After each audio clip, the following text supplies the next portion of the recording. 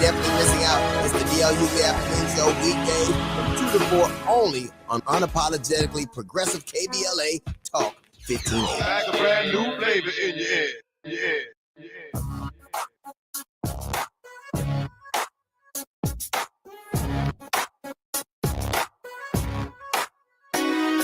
The Jesse Jackson Jr. Show.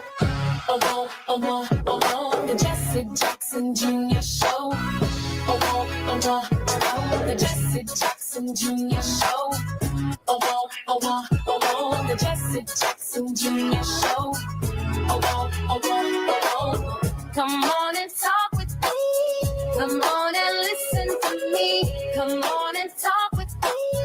Come on and listen to me. KBLA, Talk 1580, download the app.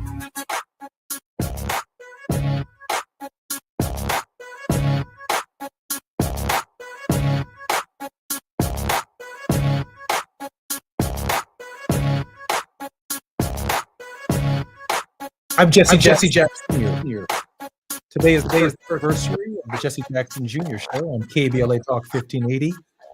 Today is the launch of Season 2, Jesse Jackson Jr. Show. Hard to believe. It's been an official year, with some practice in the months before.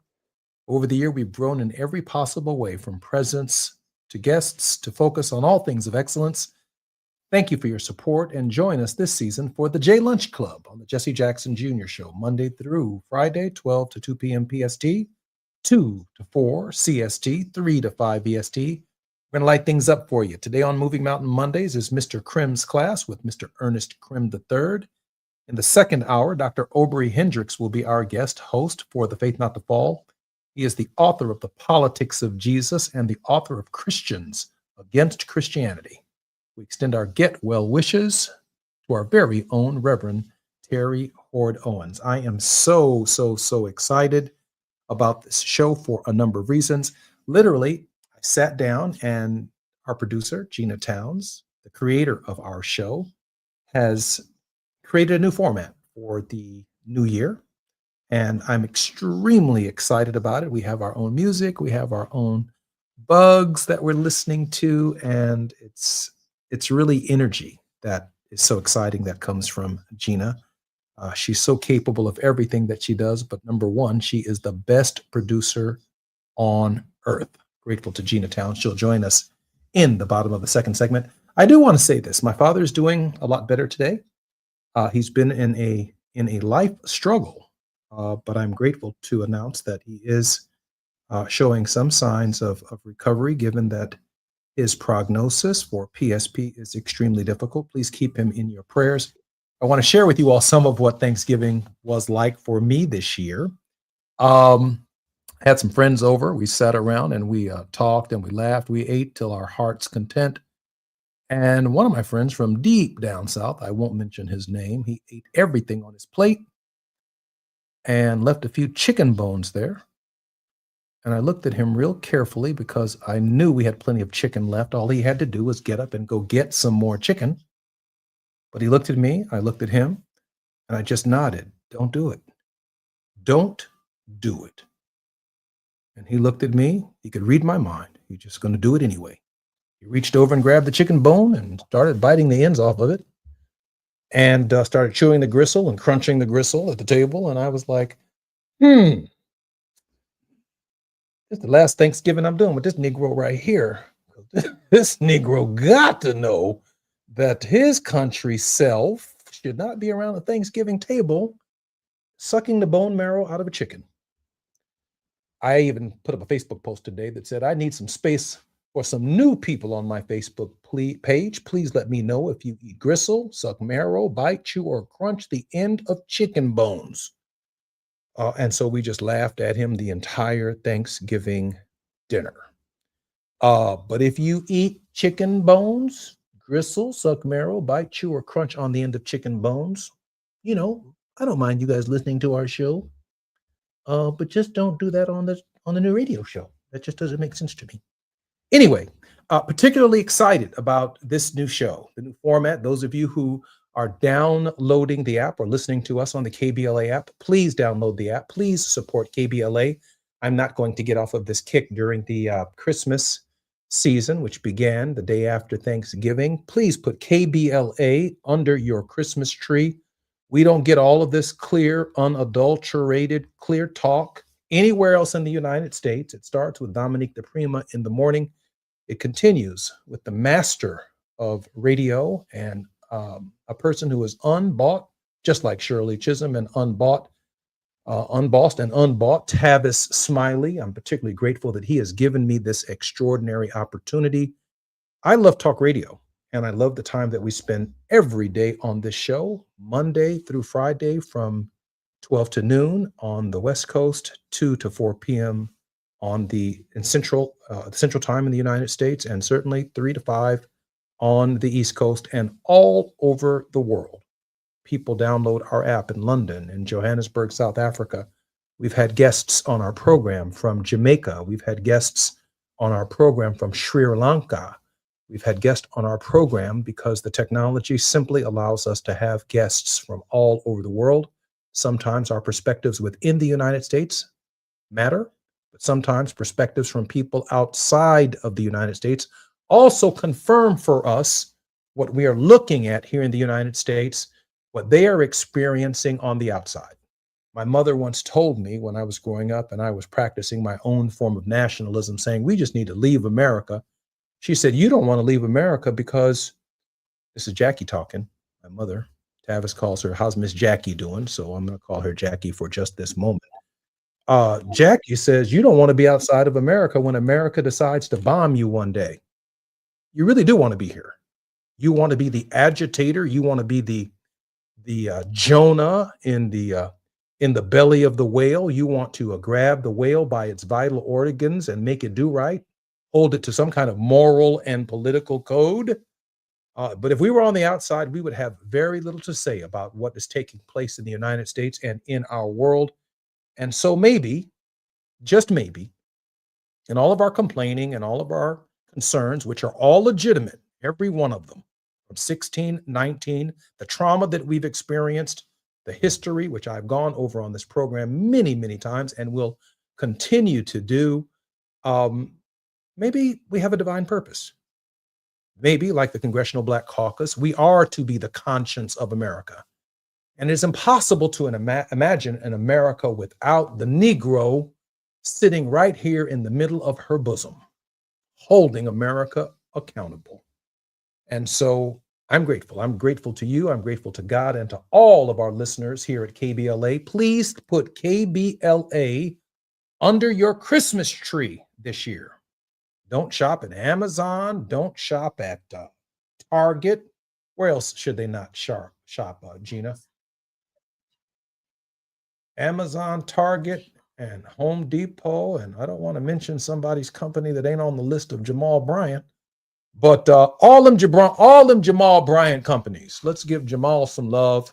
All them companies we need to avoid during the holiday season and honor our selective patronage towards that end. In our first segment of this show, the first hour, Ernest Krim III is going to talk about the Montgomery bus boycott and how we found our foundation in selective patronage to help our message be heard, to achieve a desegregated society, an inclusive society. And we simply cannot do that unless we do it all together. And that also includes our attitudes and disposition regarding to California Edison, Pedro Pizarro. We have not forgotten about you during this holiday season and the way in which you've been treating the people disrespectfully of Altadena by not showing up at the KBLA Forum. I'm Jesse Jackson Jr. More on the Jesse Jackson Jr. Show when we come forward on KBLA Talk 1580, the first anniversary. While you're stuck in traffic, we can at least bring you up to speed on the news of the day. You're listening to Jesse Jackson Jr. only on KBLA Talk 1580.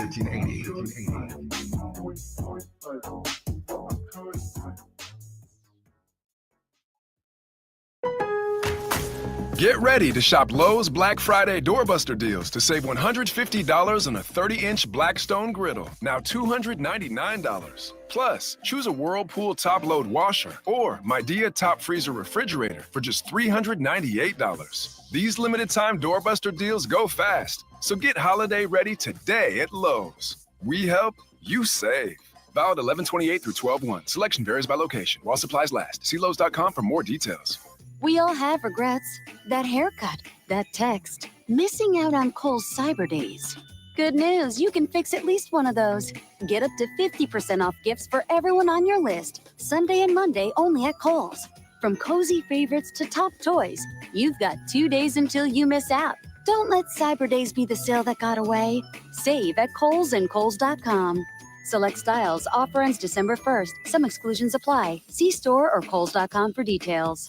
The holidays mean more travel, more shopping, more time online, and more personal info in more places that could expose you more to identity theft. But LifeLock monitors millions of data points per second. If your identity is stolen, our US-based restoration specialists will fix it, guaranteed, or your money back. Don't face drained accounts, fraudulent loans, or financial losses alone. Get more holiday fun and less holiday worry with LifeLock. Save up to 40% your first year with promo code NEWS. Visit LifeLock.com. Terms apply. Your ambition just met its match with Robinhood. Trade stocks and ETFs, options, futures, and crypto all on one platform. Get started today at Robinhood.com/yourmoney. Your money, your move. All investments involve risk, including loss of principal. Options, futures, and crypto trading carry significant risk and may not suit all investors. Securities offered through Robinhood Financial LLC, member SIPC. Futures trading is offered by Robinhood Derivatives LLC, not FDIC or SIPC protected. Crypto offered through Robinhood Crypto LLC, NMLS ID 1702840, not FDIC or SIPC protected. Portfolio management offered by Robinhood Strategies, an SEC registered advisor. Now back to more of Jesse Jackson Jr. on KBLA Talk 1580. The Jesse Jackson Jr. Show. The Jesse Jackson Jr. Show. The Jesse Jackson Jr. Show. The Jesse Jackson Jr. Show. King Volley drops the beat. Come on and talk with me. Come on and listen to me. Come on and talk with me. Come on and listen to me. KBLA Talk 1580. Download the app. KBLA Talk 1580. Hey, I'm Jesse Jackson Jr. Welcome forward to the Jesse Jackson Jr. Show on KBLA Talk 1580. I want to thank Farley, the Jackmaster, Keith, for that intro music. I'm really, really excited about that. Farley took his time and worked that out for us and wrapped into it KBLA, which is particularly important to us. I am grateful in this particular hour to welcome our very special regular contributor, Ernest Krim III. Ernest is a teacher of extraordinary capacity. You can see him all over social media, bringing tidbits of African-American history to all of the American people. And when I spoke with Ernest today, and our producer Gina Towns spoke with Ernest, Ernest said that he wanted to put the Jamal Bryant boycotts, the boycotts that African Americans around our country are leading against 3 major corporations who disrespected us on the questions of diversity, equity, and inclusion in the context of the Montgomery bus boycott. Ernest, welcome forward to the Jesse Jackson Jr. Show and to your show, our favorite millennial, Mr. Krim's class. Hi, Ernest. Hey, what's up, brother? It's good to be back with you again, man. I was over here rolling when you were talking about your Thanksgiving dinner because we can all relate to that. you don't eat chicken bones, do you, man? I mean, you don't like. No, man. I clean the bones, but I stopped. I don't go that far. You ain't never seen nobody bite the end off no chicken bone. You start chewing and crunching at that table. You can't take some of us nowhere, man. That's why we got to eat at home on Thanksgiving. Man, I'm so glad you said that. And I didn't say you can't take some of us everywhere, man. Some folks you ain't supposed to expose to your friends. I was like, don't do it, brother. I didn't even say it. I just looked at him and nodded my head real softly. Bro, don't do it. That Negro said, man, I'm not leaving these here. I could read his mind. When that Negro had the home, I said, oh, this is going to be Thanksgiving right here. Anyway, Ernest, serious business today. A historic moment in the history of our people, the history of our country, and it coincides with what's taking place in our country nationally. Take your time. Yeah, I think it's very timely that a year ago, you started your radio show on this day. I think that says a lot. I'm not sure if it's purely a coincidence, and in fact, I don't believe in coincidences. I just know it was divine timing. I think also too, considering where we are, it means a lot for where we need to be going moving forward. We just got off the heels of, well, I would say, are continuing a boycott of whether it be boycotting Black Friday with big box retailers and continuing that with Cyber Monday. And then you take into account that 70 years ago on this date, Rosa Parks was arrested. And we saw for the first time what it meant for an entire community to galvanize behind a movement. And when I even say that, I think it's important to understand that what Rosa Parks did, in hindsight, of course, being 2020, we say it was the right thing. It was the perfect thing to do. But we have to also consider, too, that during that time, I'm sure you had naysayers. You had people that thought that she was, as we say, doing too much. And we had people that thought she should have just got along and she should have chose a different route because she was trying to ruffle too many feathers. But we know that without that blueprint that they set, and without the road that she paved, we don't see the possibilities of what we can do today. I think it's important during this time to also elevate the names of people in that movement who some folks might not be as aware of. Folks like Joanne Robinson, who was out there on the ground and dealt with something similar prior to what Rosa Parks did. Because we know that Rosa Parks and what she did, she was tired, but they wanted to make sure that this was a coordinated attack right here. Right. We want to also elevate folks like Claudette Colvin, folks who like Claudette Colvin, who is still with us today, who did the same thing as a high school kid. We also want to elevate folks of a previous generation who protested, folks like Ida B. Wells. We know what Ida B. Wells did. We know she was a fiery writer and speaker who went against lynching, but she also was someone who protested on public transportation and, in fact, won one of those cases in the late 1800s. Octavius Cotto in Philly.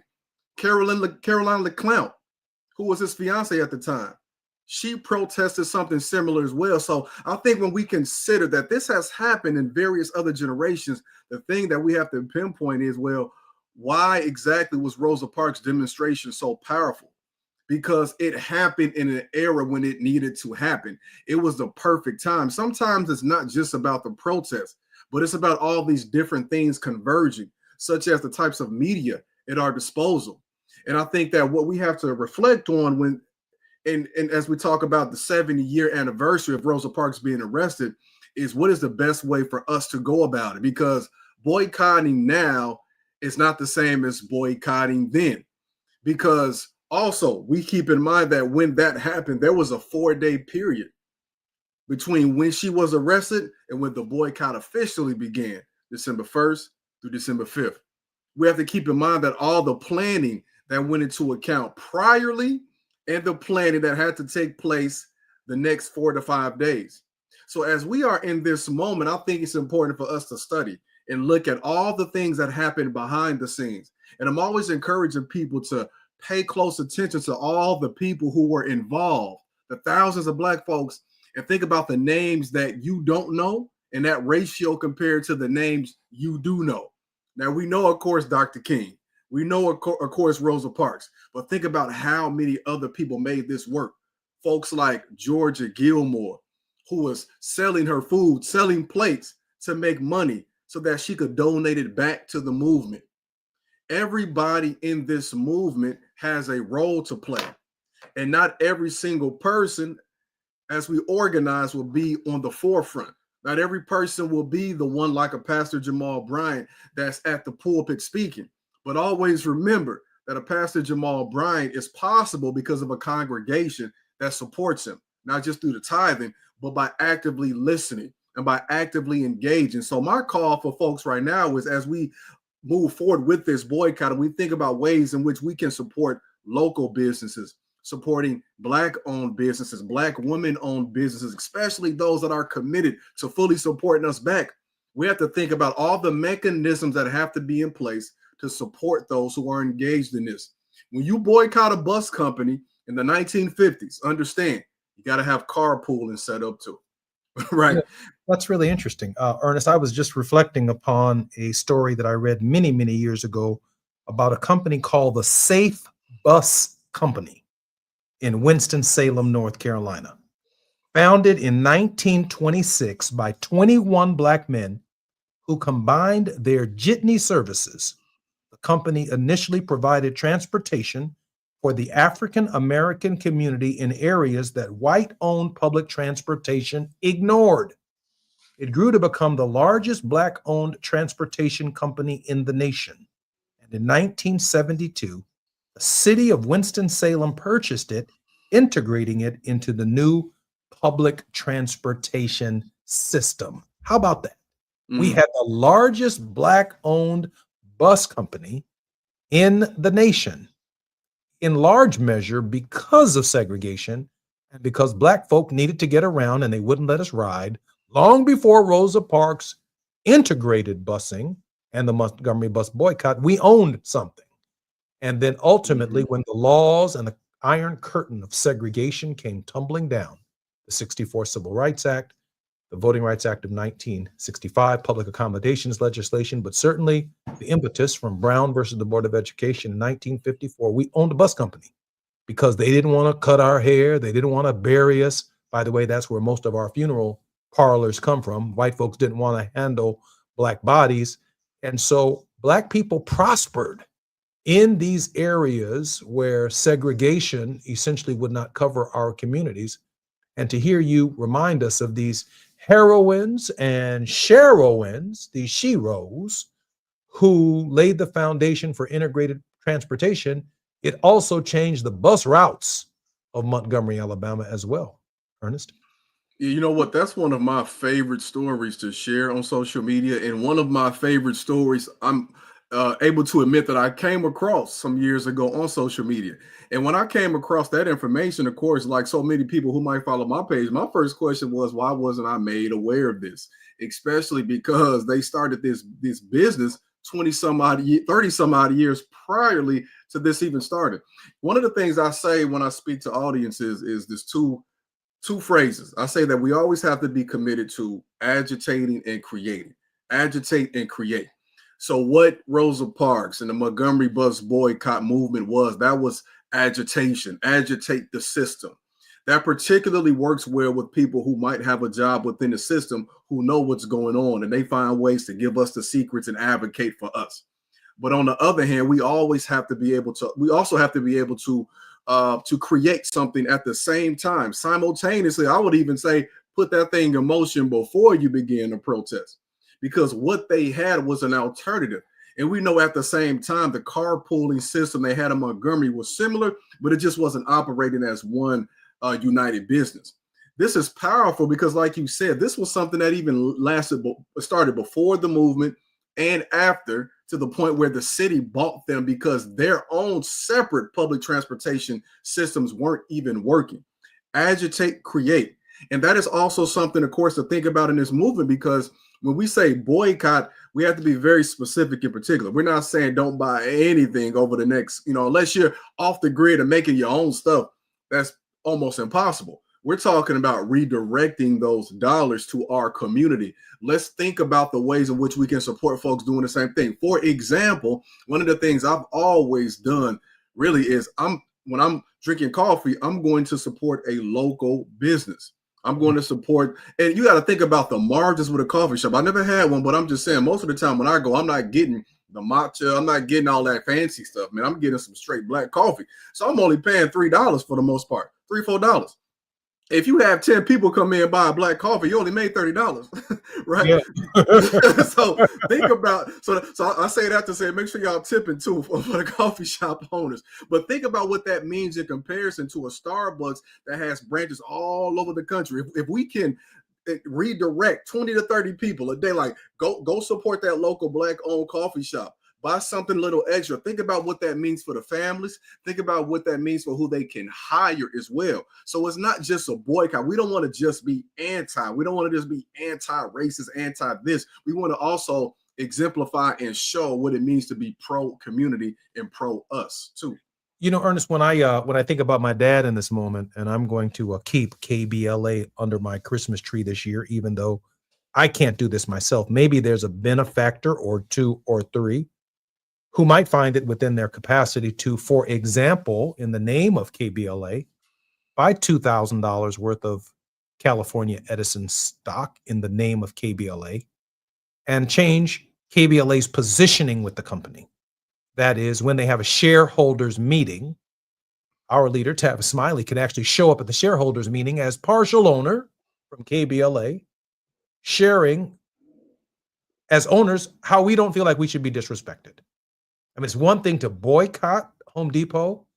It's also to buy about $2,000 worth of stock in Home Depot in the name of KBLA and Tavis show up at the shareholders meeting of Home Depot and talk about African-American products on their shelves and where are they for home improvement. It's one thing to boycott Walmart. It's another thing in the methodology of Jesse Jackson to have about $2,000 worth of stock in Walmart in the name of KBLA and Tavis Smiley show up at Walmart as an owner and a shareholder saying we don't like this particular treatment. So as they onboard these companies that have disrespected us in this political climate, to have a voice in the shareholders meeting, to have a voice in the boardroom arguing for where are the Black folks on your board. I am a shareholder. I represent these interests, is to change the power position of our leadership itself into the conversation with the head of Apple and the head of Hewlett Packard and the head of these companies. Now, we're not asking for a whole lot. I'm just asking you to put KBLA under your Christmas tree because we need a little bit in the name of Jesse Jackson, a little bit of a stock portfolio, not an enormous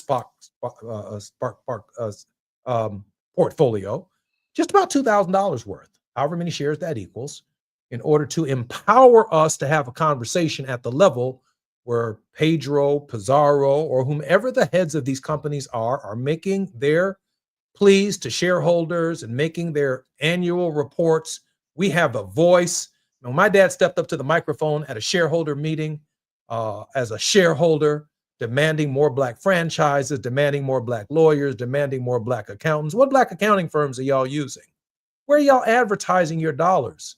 Do you know the percentage of Black people who actually use your stores and use your products? I'm Jesse Jackson Jr. We are in Mr. Krim's classroom on the Jesse Jackson Jr. show. It's the J Lunch Club. That's where we are. More when we come forward on KBLA Talk 1580.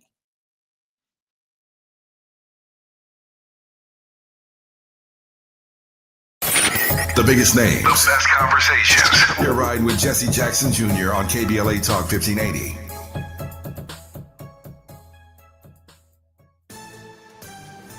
I'm Bree Wood with BIN News Now. Dozens of new laws go into effect this week, including a bathroom bill. It's the Texas Women's Privacy Act, which conservatives have been pushing for the last decade. Worked on for about the last 8 years, so definitely a huge victory. That's Mary Elizabeth Castle with Texas Values. She says the bill slaps limits on women's restrooms and locker rooms, restricting them based on biological sex.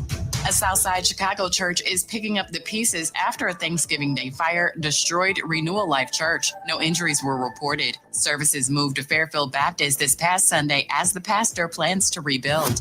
And many veterans, including Black veterans, face PTSD and barriers to care due to stigma and racial disparities. Advocates like Dr. Deandra Poe and James Harris, a veteran, stress culturally competent care and breaking mental health stigmas. Get BIN News Now on demand 24/7 on the iHeartRadio app.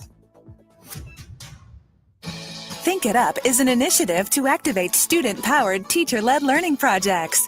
Students and teachers, how can you spark great learning experiences in your classrooms today? Join at thinkitup.org. Is this the tackle? This is the KBLA Sports Minute with Ray Richardson. Despite losing at Carolina Sunday, the Rams are 9-3 and tied with the Chicago Bears for the best record in the NFC. Before Sunday's loss, Rams quarterback Matthew Stafford had thrown 318 consecutive passes without an interception. Stafford still leads the NFL with 32 touchdown passes. Multiple sources are reporting that Bob Chesney of James Madison University will be UCLA's next head football coach. Sources claim Chesney and UCLA have been discussing a 5-year contract. James Madison is 11-1 this season. Chesney is expected to be confirmed for the UCLA job after James Madison plays Troy on Saturday for the Sun Belt Conference Championship.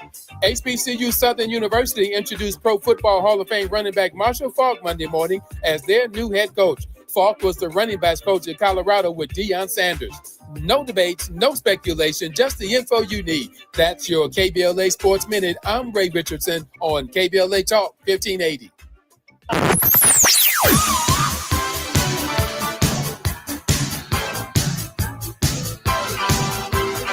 This is KBLA Talk 1580. Talk radio. That's music to your ears. We're unapologetically progressive. KBLA Talk 1580.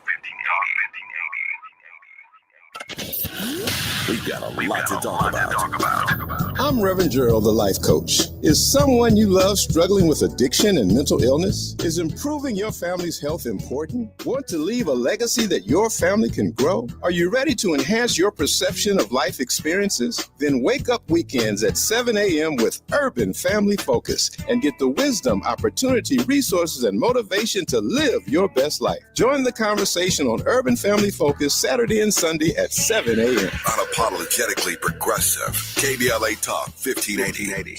We've got your black. Life in Los Angeles is vibrant, diverse, and full of opportunity. But sometimes a bad day in LA isn't just a bad day.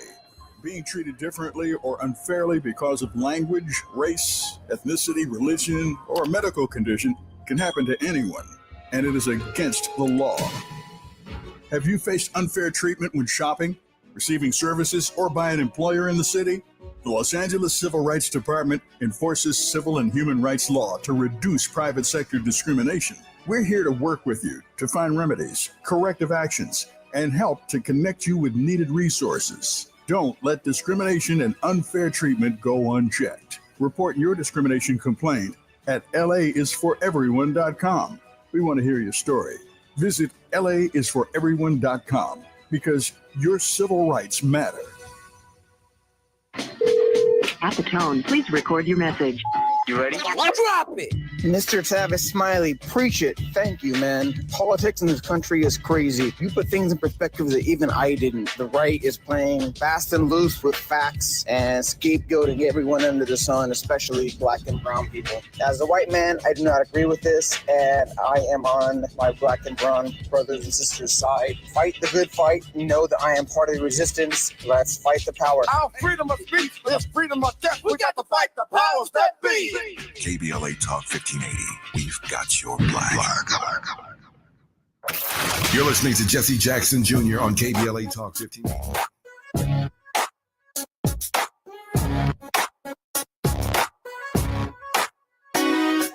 Jesse Jackson Jr. Show. The Jesse Jackson Jr. Show. The Jesse Jackson Jr. Show. The Jesse Jackson Jr. Show. Come on and talk with I'm Jesse Jackson Jr. on KBLA Talk 1580. Come on and talk with me. Come on and Mr. Friend's classroom. I love these in and out. So proud of our executive producer, creator of our show, Gina Towns, for doing this for the show and taking it to another level of excellence and professionalism. So grateful for that. Thank you, Gina. I want to go back to Ernest for a moment and finish our conversation about the Jesse Jackson methodology beyond the Montgomery bus boycott. It's one thing, Dr. Krim, Professor Krim, if Al Sharpton's on the outside protesting, right, and Jamal Bryant's on the outside protesting, and hell, the CBC can be on the outside protesting. But it's also important, I think, to have a credible voice on the inside with the kind of integrity necessary to look at the shareholders, look at the millionaires and the billionaires who are sitting there directing the company, and you're in a position to say, now, what about black law firms? What about advertising on black radio? What about advertising in black newspapers and black medium and black social media? What about us? We buy, we're not asking for welfare here.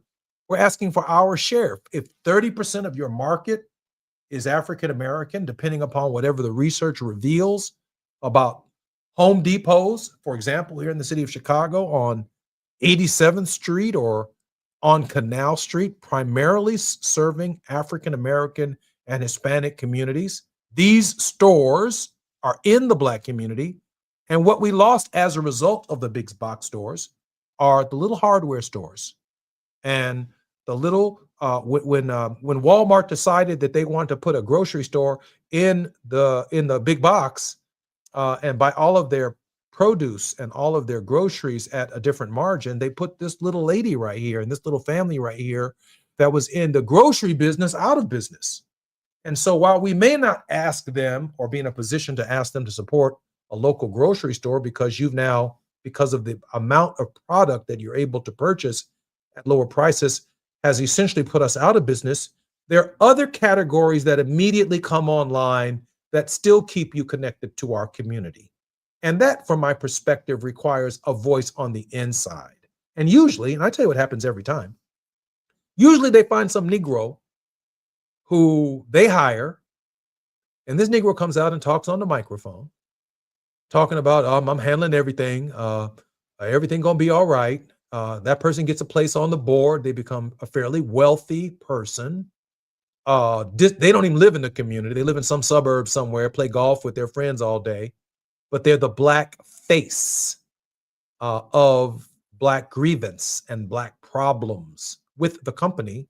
And from my perspective, we have to have someone on the floor with the stockholders, holding them accountable, and calling them out for being a handkerchief head, if that's in fact the role they're playing, because they're not identifying Black lawyers and putting money in Black banks, which, by the way, can lend money to our community for homeowners and other businesses when the bank is in a position to do so because they make so much money. Jesse Jackson took Montgomery and the bus boycott, Ernest, to another level. Yeah, I think you make some excellent points. Just to echo some of what you're saying, it goes back to what I was saying previously with agitating and creating. We have to be honest and say, when we talk about supporting Black-owned businesses in this moment, we have to keep in mind why so many Black business districts don't even exist. And I think that will give people a better idea of why we say, yes, we want to create our own, but we also have to make sure that our voice is heard at these big box retailers, as you're saying. For example, the most prominent business district we are all aware of would be the Black Wall Street in Tulsa, Oklahoma. That was the case for many Black business districts throughout the course of American history. We didn't fail. It was the system's undertakings that led to our demise, whether it was explicit violence, whether it was highway expansion, eminent domain, urban renewal, gentrification, all these fancy synonyms that they throw out for domestic colonization in our neighborhoods. That's what happened. Sometimes it's violent, sometimes it's surreptitious and very covert. Other times, even in the community I'm in now with Joliet, that had its own Black business district, we find that federal policy in the 70s and 80s led to an outsourcing of factory jobs, which caused a lot of Black folks who came from the South to even come here because they could make a living wage with a high school education. Those jobs that they had, that supported the Black-owned businesses were taken overseas or completely eliminated. So when we even enter this conversation, I want folks to understand it's not that we stopped spending with Black folks. It's that there were carefully calculated mechanisms that undercut us. So yes, we must continue to support us. And even when we support us, like you said, it's not just about representation, because I don't want a Black person in business that's going to continue to create barriers for us the same way this capitalist system has done and does. Just cut exactly. And we know representation ain't enough, because look at the Supreme Court, for example. So we have to make sure that our people have the right policies in mind. And when we are supporting each other with our business, we got to ensure that that support goes back to us too. Are we hiring folks in the community? Are we paying folks a living wage and so on and so forth? But we got to have that historical standpoint, because that leads us to understand why this happened. And then when we say, yeah, spend your money with this person, but also too, let's support the people that are in the business, that are in the building, like you said, agitated, because unfortunately what we have seen happen so many times, to your point, is that hardware store goes out of business. That local farmers market, that local store goes out of business because the folks who have had a 200, 300, 400 year head start put it there, and they're giving money to the local city council to do it, and it undercuts us all. So this is a multi-layered approach that we must have moving forward. Absolutely. And, I can't say it enough, that some of our struggle has historically stopped at the outside. We've stopped at the outside where the agitation is. But on the inside, there's a negotiation. So Jesse Jackson says we must agitate, then we must research. Then, based on the facts, we must agitate. Then on the inside, we have to negotiate with integrity, right? And then we have to arrive at a settlement that equals an agreement. Jesse Jackson called them covenants. He used moral and theological terms that come from the Old and the New Testament, covenants which are not necessarily, but can be implemented in law. They should be legal agreements to establish a covenant with a community where you have a big box store, or where you are the overwhelming beneficiary of Black consumers, including Black folk who pay power bills with California Edison, right? But then you have no relationship. None of California Edison's money, for example, might be found in a Black bank that helps strengthen the future of Altadena, where people can get loans and rebuild homes and rebuild lives and all that, rebuild schools, rebuild communities with the kind of support necessary to move their communities forward. You better believe they're doing that in other communities. You better believe that. But in our community, such a negotiation doesn't take place. And so when I think about this historic day and I think about the Montgomery bus boycott, it leaves a lot to be desired, because the access to the levers of power, the access to Wall Street, the access to the Commodities Exchange in Chicago, LaSalle Street, the access to the major markets in the world, we have access to them as Black people, but not only as consumers, but as potential owners and participants in the decision-making process, as well as the sensitization process necessary to accomplish justice for us all. We got just a few minutes, Ernest, before we come forward. Some thoughts? Yeah, I think a couple things I would like to share is, one, when I was a teacher, I recall the fact that I was able to even get in the school district I was in that was majority Latino and Black and had very few Black teachers, because there was a Black educator there who had not even met me, had never met me, but was a friend of the family. And she put in a word for me to get that job.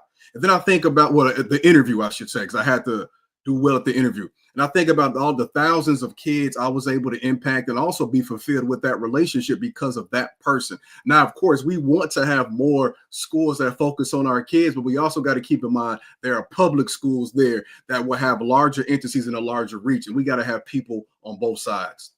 I'm Jesse Jackson Jr. You're listening to the J Lunch Club.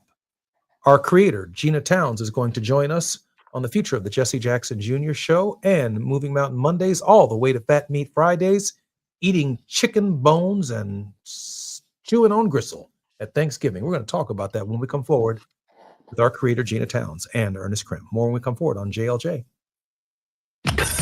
While you're stuck in traffic, we can at least bring you up to speed on the news of the day. You're listening to Jesse Jackson Jr. only on KBLA Talk 1580.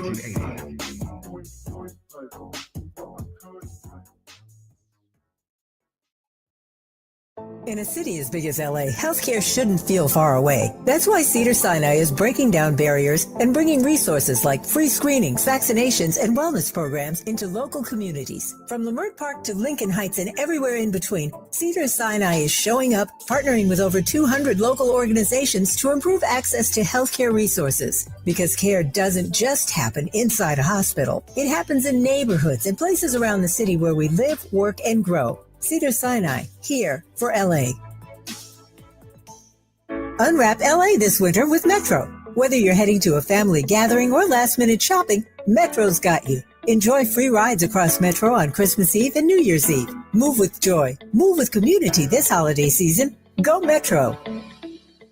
Established in 2020 during a time of deep racial unrest across our state and country, the Black Freedom Fund was created to make sure that leaders and organizations working to support Black communities and build power have the resources they need to stay in the fight for the long haul. We believe that those closest to the issues impacting our communities know best how to solve them. That's why in just the last 5 years, we've granted more than $45 million to over 200 grassroots organizations across California. That is the largest collective investment in Black organizing in history, and we're just getting started. We are clear-eyed and committed, more now than ever, to our people, our power, and our possibility. Join us in creating a future where Black people harness their full power to shape their lives and realize a just world for all. Learn more at fundblackfreedom.org. That's fundblackfreedom.org. The Black Freedom Fund is proud to sponsor Conversation Live Altadena Rising with James Farr on KBLA Talk 1580.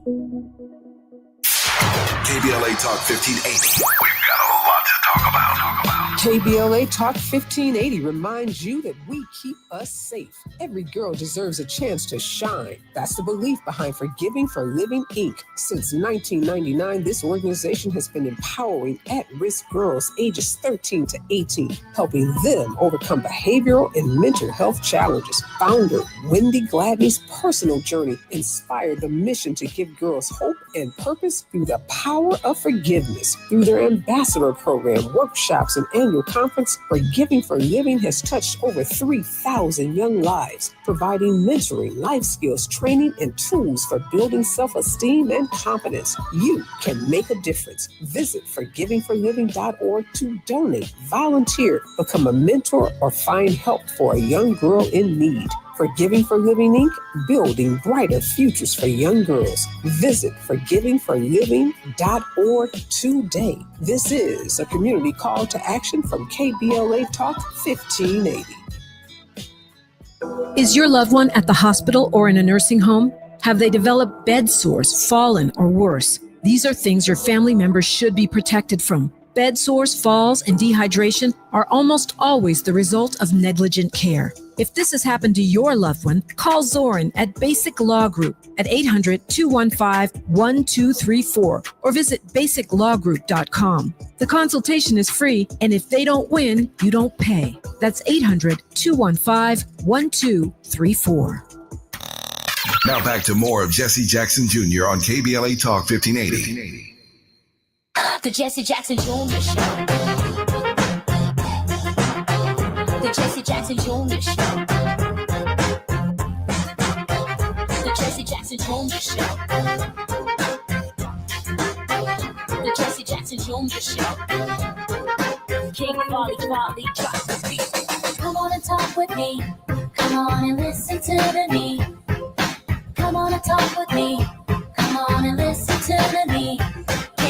Hey, Jesse Jackson Jr. Welcome to the J Lunch Club on the Jesse Jackson Jr. Show, KBLA Talk 1580. In this final segment with Ernest Krim, where we have our regular conversations on Moving Mountain Mondays, our creator, Gina Towns, who is the executive producer of our show and the creator of the Jesse Jackson Jr. Show. And I can say from the bottom of my heart, Gina, about a year ago this time, you encouraged me to consider podcasting and radio.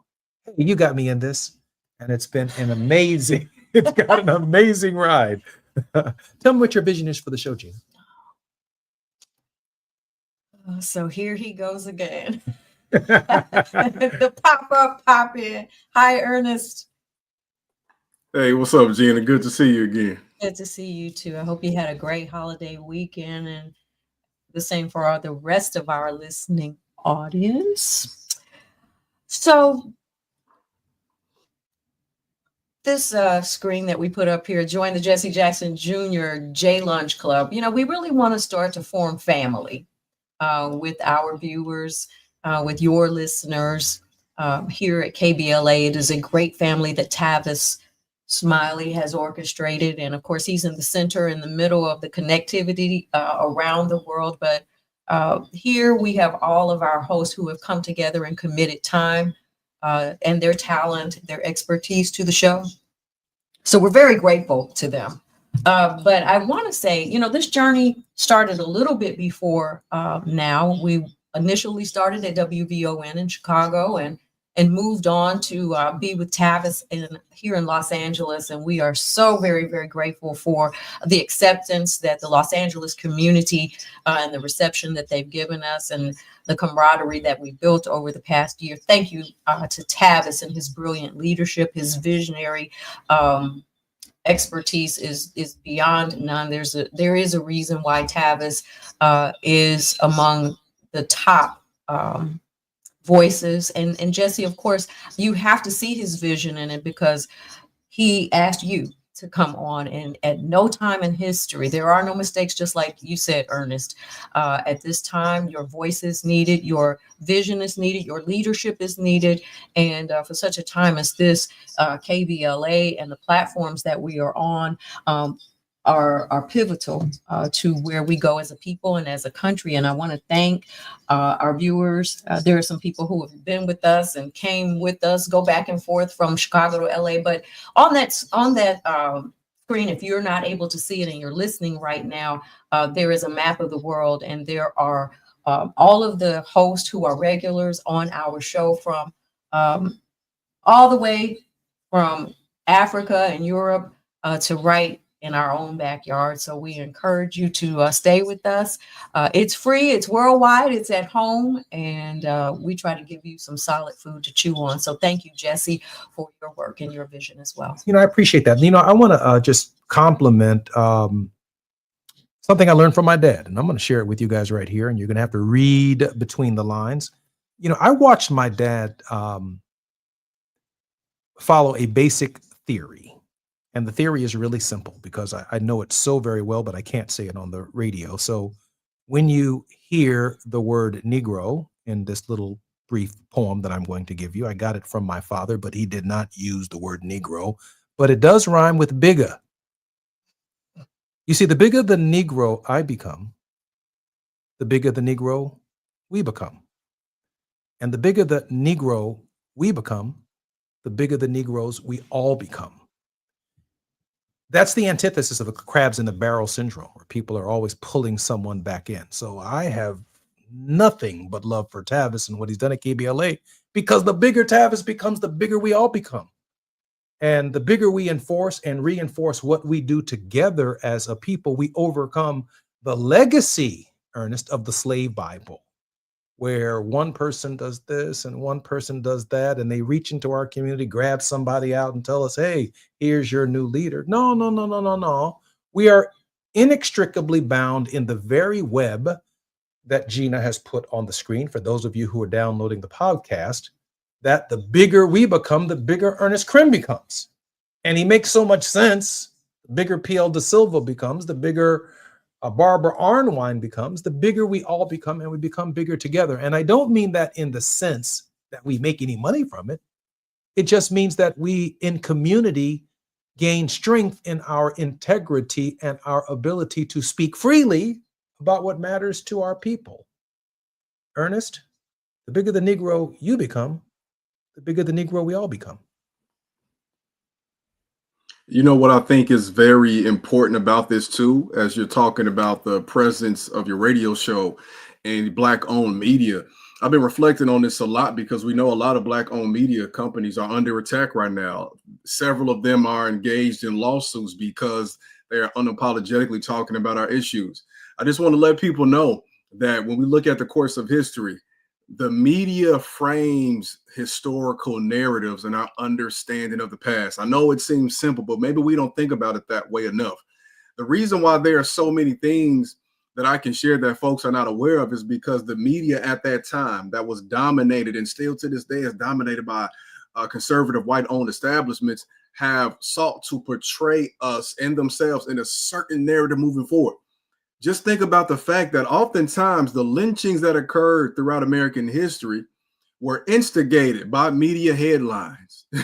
When you think about the war on us or the war on drugs that was instigated throughout history, many of this was instigated by media headlines. The false narrative of who we are to the dominant society is because of misleading headlines and stories. So stations like KBLA and what you do, Jesse Jackson Jr. with this show is a counterpunch to that.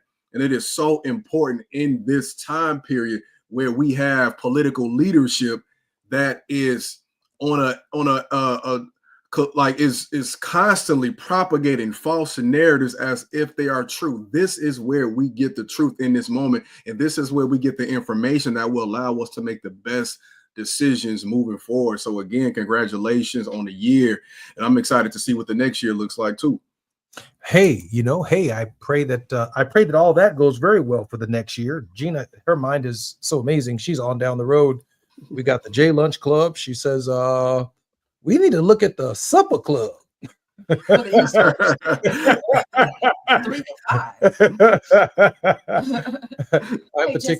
sorry, Gina. I do want to take a moment before we run out of time to say thank you to the two engineers who make this whole thing happen.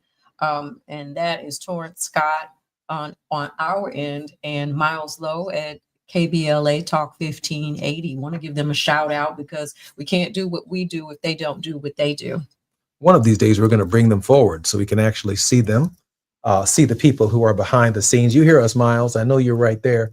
And I know you hear us, Torrance. So y'all be ready when Gina pulls y'all forward one day. Have your camera ready because I know you guys are sitting right there and it would be rough just to hear y'all voices without knowing that you all are ready for the presentation that Gina is going to bring forward when she really congratulates you guys for making everything that we do possible.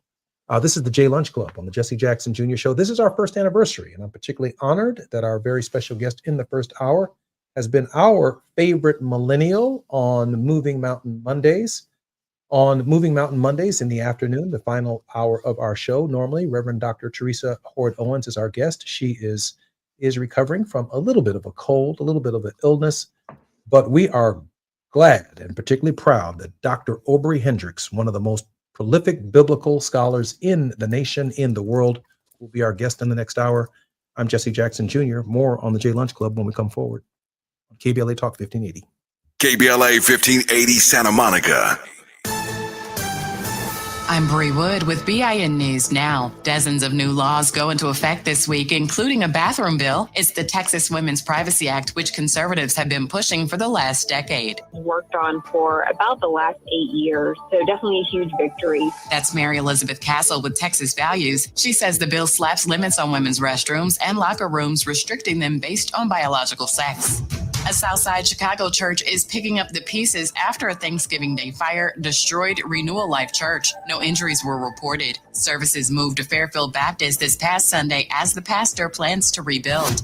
And many veterans, including Black veterans, face PTSD and barriers to care due to stigma and racial disparities. Advocates like Dr. Deandra Poe and James Harris, a veteran, stress culturally competent care and breaking mental health stigmas. Get BIN News Now on demand 24/7 on the iHeartRadio app.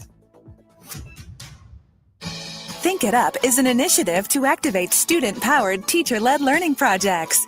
Students and teachers, how can you spark great learning experiences in your classrooms today? Join at thinkitup.org. Is this the time? This is the KBLA Sports Minute with Ray Richardson. Despite losing at Carolina Sunday, the Rams are 9-3 and tied with the Chicago Bears for the best record in the NFC. Before Sunday's loss, Rams quarterback Matthew Stafford had thrown 318 consecutive passes without an interception. Stafford still leads the NFL with 32 touchdown passes. Multiple sources are reporting that Bob Chesney of James Madison University will be UCLA's next head football coach. Sources claim Chesney and UCLA have been discussing a 5-year contract. James Madison is 11-1 this season. Chesney is expected to be confirmed for the UCLA job after James Madison plays Troy on Saturday for the Sun Belt Conference Championship. HBCU Southern University introduced Pro Football Hall of Fame running back Marshall Faulk Monday morning as their new head coach. Faulk was the running backs coach at Colorado with Deion Sanders. No debates, no speculation, just the info you need. That's your KBLA Sports Minute. I'm Ray Richardson on KBLA Talk 1580.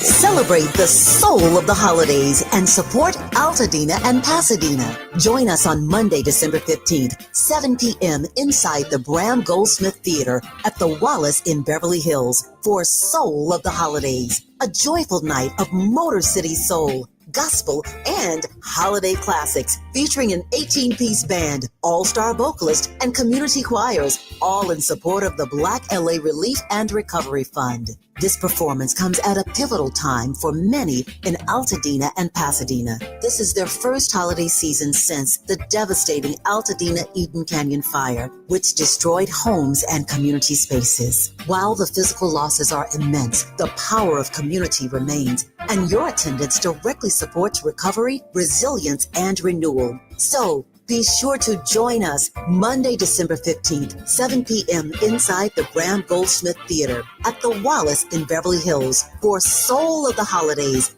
benefiting survivors of the Altadena Eden Canyon fire. For ticket information, just log on to tickets@thewallace.org. That's tickets@thewallace.org. This is a community call to action from KBLA Talk 1580 and the Black Freedom Fund.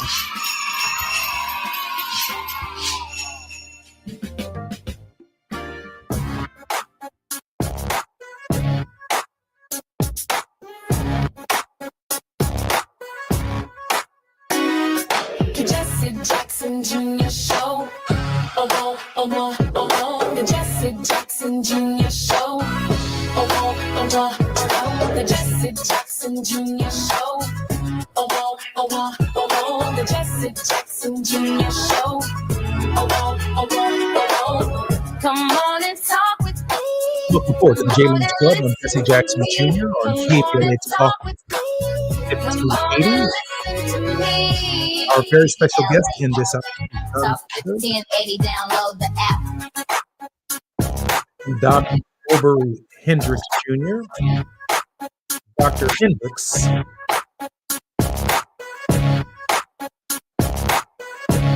is a lifelong social activist. Aubrey Hendricks is one of the foremost commentators on the intersection of religion and political economy in America.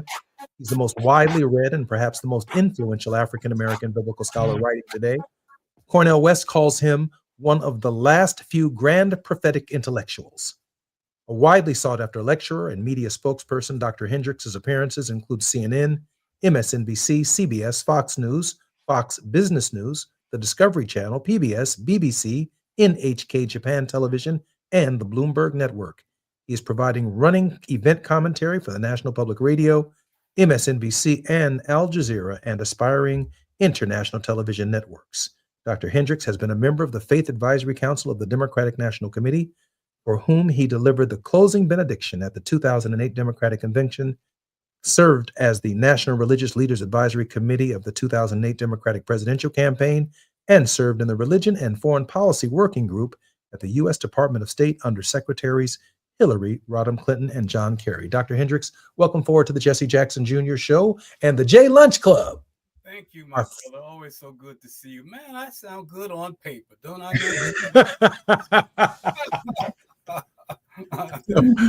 You sound good on paper, on television, in literature, in writing, in scholarship. There's never been a debate. Who are they talking about? About how you sound. Dr. Hendricks, welcome forward to the show. Dr. Hendricks, we were talking a few moments ago with Ernest Krim, who is a historian and a teacher and has more than 4 million followers, about the intersection. I think I want to move it to the intersection now between liberation theology and the boycott process. The withdrawal of enthusiasm as a source of moral strength and courage. Dr. Hendricks, take your time. Talk about the intersection of boycotting and Give me the question again, would you please? The intersection of boycotting and liberation theology, the idea that we are practicing the highest level of our faith. Yeah. And we control our consumerism because of moral principles. Exactly. That we stand for. Dr. Yeah, Hendricks. we are, thanks for the question, brother. It's important, that so many folk and throughout Christendom lose I'm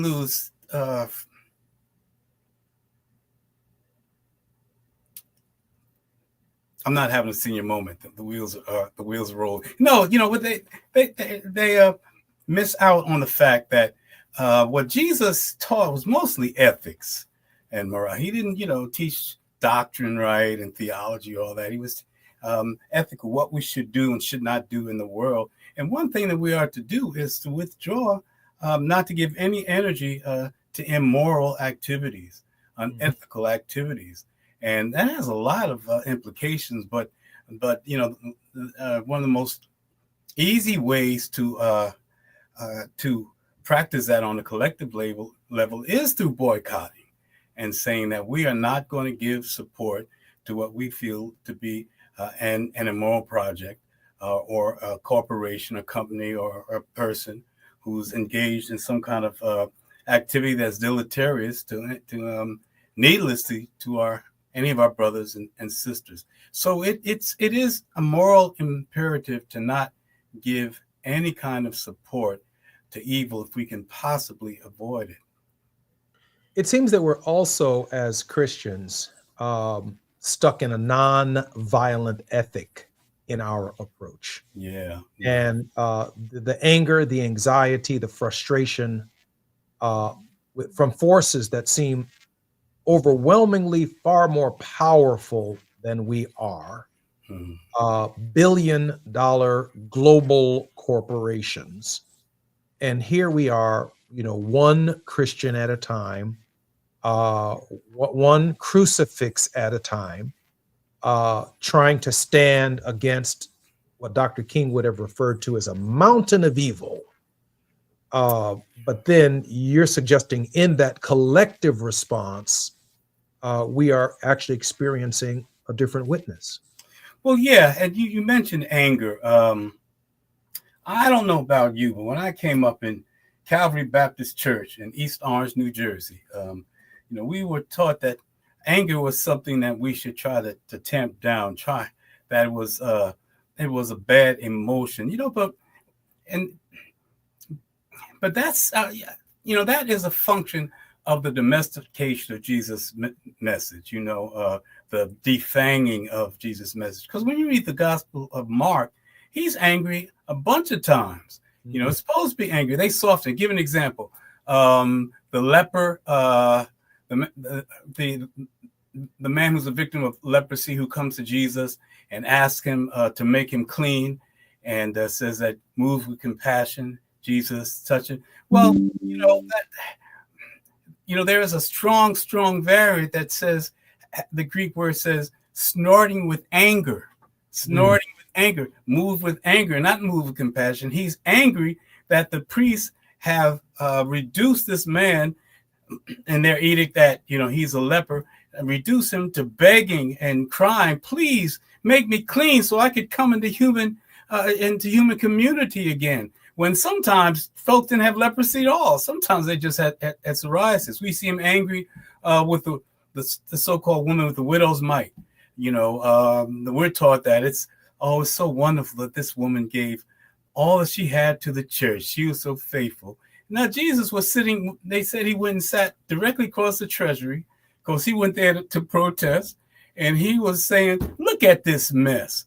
This widow, they got her fooled to think that the church or the temple is more important than her. And she gave all the money and got nothing to eat with. And we know that throughout the Hebrew Bible, one of the worst things you could do is mess with a widow. So there's anger, and we are supposed to show anger. And when it talks about turn the other cheek and don't get involved, that has to do with an insult. That's Jesus is telling folk how to maintain their dignity and their sense of agency when they're faced with an overwhelming force. So if somebody slaps you, well, you can't come back at them, because they might have a whole bunch of soldiers and you there with your children. So you take agency. You say, well, all right, now I'm in control. Take the other chief here, So that's you see how the Christian supremacists have twisted up Christianity so that we're sitting that they think it's best to sit, moan, and groan. Just leave it to Jesus. And nobody just left to Jesus. And Jesus never said just leave it to Jesus. Dr. Hendricks, this is Jesse Jackson Jr. More of the moral witness of Dr. Aubrey Hendricks when we come forward on the J Lunch Club with Jesse Jackson Jr. It's afternoon drive time with Jesse Jackson Jr. Only on KBLA Talk 1580.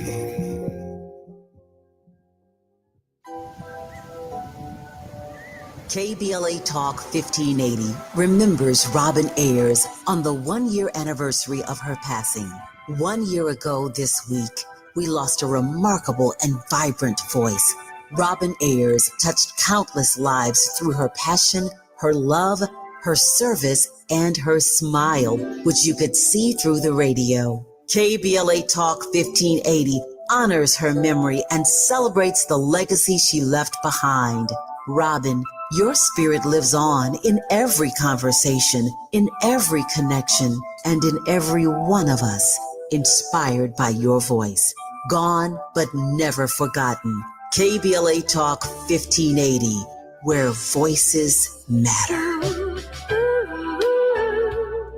I'm missing you. Tell me why the road turns. I'm missing you. Tell me why the road turns. Get ready to shop Lowe's Black Friday Doorbuster deals to save $150 on a 30-inch Blackstone griddle, now $299. Plus, choose a Whirlpool top-load washer or Midea top freezer refrigerator for just $398. These limited-time doorbuster deals go fast, so get holiday ready today at Lowe's. We help, you save. Valid 11/28 through 12/1. Selection varies by location. While supplies last. See Lowe's.com for more details. We all have regrets. That haircut, that text, missing out on Kohl's Cyber Days. Good news, you can fix at least one of those. Get up to 50% off gifts for everyone on your list. Sunday and Monday only at Kohl's. From cozy favorites to top toys, you've got 2 days until you miss out. Don't let Cyber Days be the sale that got away. Save at Kohl's and Kohl's.com. Select styles. Offer ends December 1st. Some exclusions apply. See store or Kohl's.com for details. The holidays mean more travel, more shopping, more time online, and more personal info in more places that could expose you more to identity theft. But LifeLock monitors millions of data points per second. If your identity is stolen, our US-based restoration specialists will fix it, guaranteed, or your money back. Don't face drained accounts, fraudulent loans, or financial losses alone. Get more holiday fun and less holiday worry with LifeLock. Save up to 40% your first year with promo code NEWS. Visit lifelock.com. Terms apply. Your ambition just met its match with Robinhood. Trade stocks and ETFs, options, futures, and crypto all on one platform. Get started today at Robinhood.com/yourmoney. Your money, your move. All investments involve risk, including loss of principal. Options, futures, and crypto trading carry significant risk and may not suit all investors. Securities offered through Robinhood Financial LLC, member SIPC. Futures trading is offered by Robinhood Derivatives LLC, not FDIC or SIPC protected. Crypto offered through Robinhood Crypto LLC, NMLS ID 1702840, not FDIC or SIPC protected. Portfolio management offered by Robinhood Strategies, an SEC registered advisor. Now back to more of Jesse Jackson Jr. on KBLA Talk 1580. The Jesse Jackson Jr. Show. The Jesse Jackson Jr. Show. The Jesse Jackson Jr. Show. The Jesse Jackson Jr. Show. Our very special guest in this hour is none other than the nation's preeminent biblical scholar, Dr. Aubrey Hendricks, who has taught and preached and lectured at universities around the world. I'm particularly honored that he is our very special guest on the Jesse Jackson Jr. Show. Dr. Hendricks, when I think about the politics of Jesus, your seminal work, along with Christians against Christianity, I think about the context within which you so eloquently and capably put the life of Jesus of Nazareth against the backdrop of empire itself, and how you define that ministry against the backdrop of empire. And that's exactly what we're looking at here in the United States. I'm wondering, in this moment, the Christian voice, the Christian witness is if we're in his shoes, and I mean the shoes of the master, the shoes not of the fisherman, but of the master himself, we have no alternative as Christians but to fight the way in which this empire is directing and expanding itself globally. Yeah, no, it's no doubt. And let me just say that it's not out of a sense of humility, but there are others that I would call the preeminent biblical scholar in America. Thank you for your faith, but you're just being humble. Let me tell you, Aubrey Hendricks, for those of you who haven't read The Politics of Jesus or Christians Against Christianity, you're depriving yourself of a profound treat in terms of just pure scholarship, but clarity. And I've not seen anything quite like it since Jesus and the Disinherited by Howard Thurman. And Cornel West, even in my introduction, made it very clear that Dr. Hendricks, in his humility, is one of the best that's ever done it. Dr. Hendricks, now this question about Jesus and empire. Okay. Yeah. Well, it's a very good question. You always ask such good questions and raise such important points. Yeah, Jesus, remember, and Howard Thurman really, made this clear way back in the 40s, before there was liberation theology, that Jesus was a colonial subject, a victim of colonialism. Said that if a Roman soldier came and kicked him in the Jew, he'd just be a Jew in a ditch, right? So Jesus was under the Roman Empire. He was a colonial subject under the brutal Roman Empire. And the things he talked about, for instance, he talked about hunger and poverty more than anything else, which was, somewhat a function of the fact that most of the people in his world were peasants with subsistence farmers, but also, they had very heavy, onerous tax dues that the Roman Empire had levied on them, in addition to the dues to the temple. And some scholars believe that some years taxes were as much as 40% of subsistence production. And so, when Jesus talks about poverty, he's talking about, he's decrying the oppression and the exploitation of the people, to the point that in the Lord's Prayer, he says to pray that people have enough food to eat, pray that they'll be released from their debts. In his first, in the first line of what Luke tells us is his very first public pronouncement. He says, "The Spirit of the Lord is upon me, because he anointed me to preach, to bring good news to the poor," which is what? Heralding a structural change to make society and the political economy more fair. So, you can't be a follower of the gospel and not be concerned about fighting the depredations of empires, whether they're corporate empires, political empires. It's about, because Jesus stood for justice, fighting for justice and for love. And empire and a loving justice society cannot exist at the same time. Preachers need to understand that. Dr. Hendricks, your work is clear on helping frame the character of the first century Jesus of Nazareth, the Nazarene. Mm-hmm. But it seems that inherent in your work, without you necessarily saying so, but there are critiques that are worthy of note, that the church itself is not being true to that first century activism. No, it's not, and and it's by design. You and I have talked about it before. Jesus started a movement, and it was the faith of the oppressed. By the time we get to the 4th century, where the Roman Emperor Constantine takes over, says that he is the Pontifex Maximus, translation, the Pope.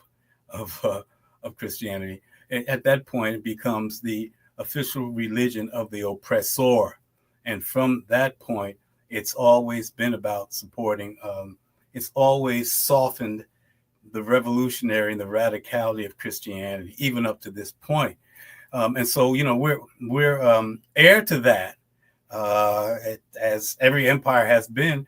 But also, on the other hand, we have this laziness and this ignorance among a number of preachers who just don't even bother to stand on the radicality of the gospel. They get involved in forgetting that there's a movement dimension of it. There's concern about the institutional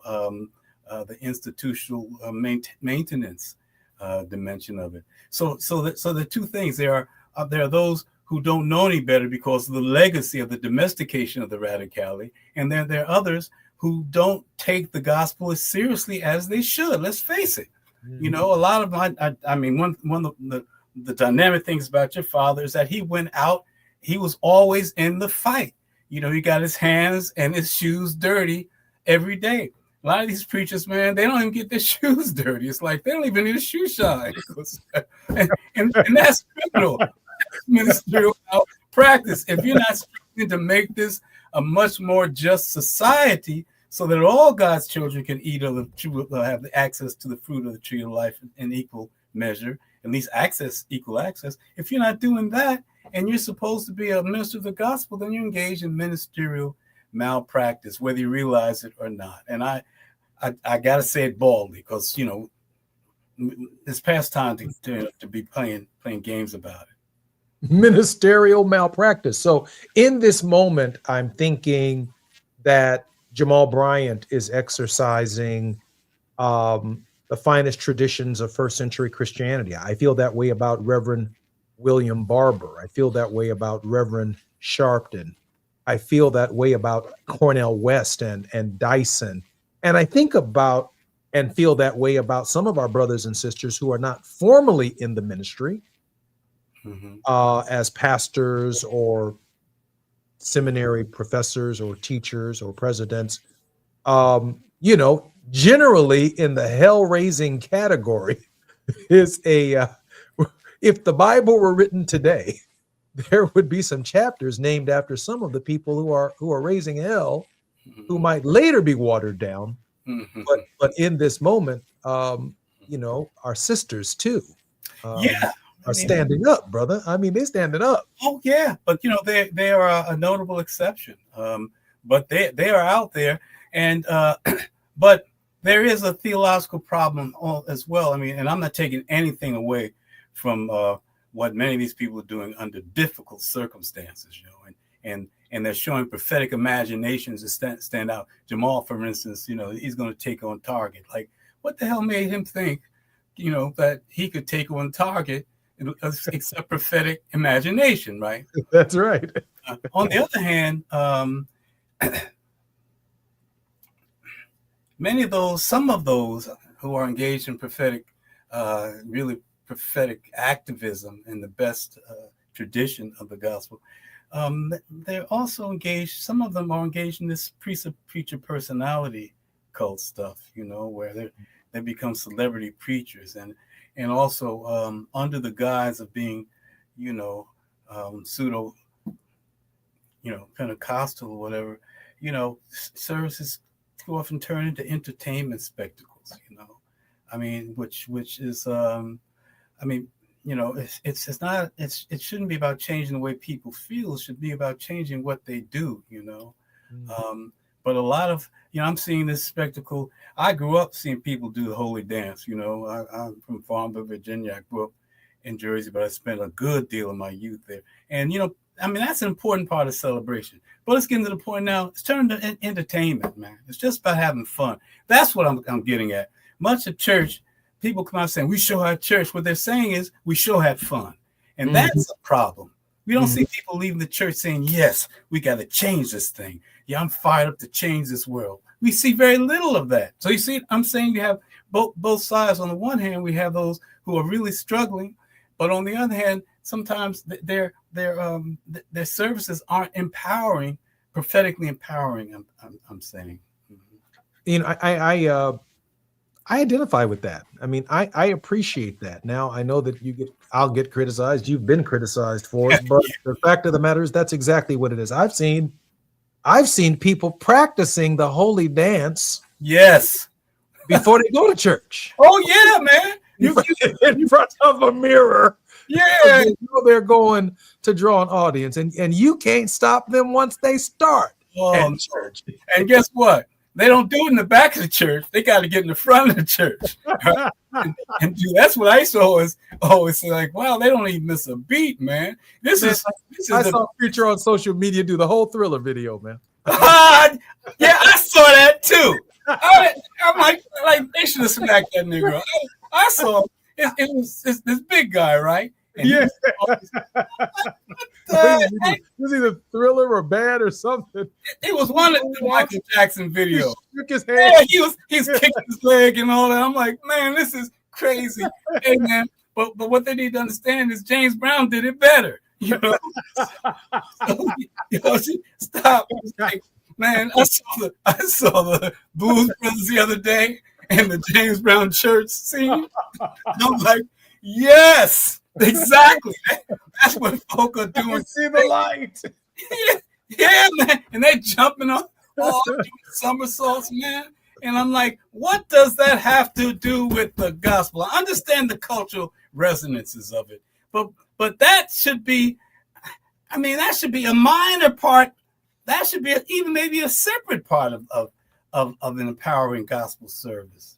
There's no doubt about it, and that's when I was at the seminary, they taught none of that. That thing showed up somewhere. Yeah. It shows up somewhere else on the Christian journey. And when I reflect upon, when you see speeches by Andy Young and Martin Luther King Jr., and you see some of the speeches of C.T. Vivian and these fighters, that kind of, I want to say it's Pentecostal, right?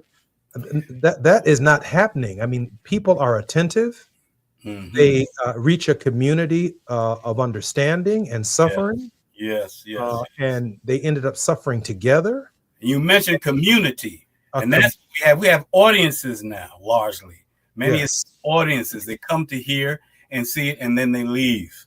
But you're right. They build communities on the basis of their faith and their witness and their willingness to sacrifice and their awareness that they should not replicate the Pharisees and Sadducees by being a privileged priestly or ministerial caste.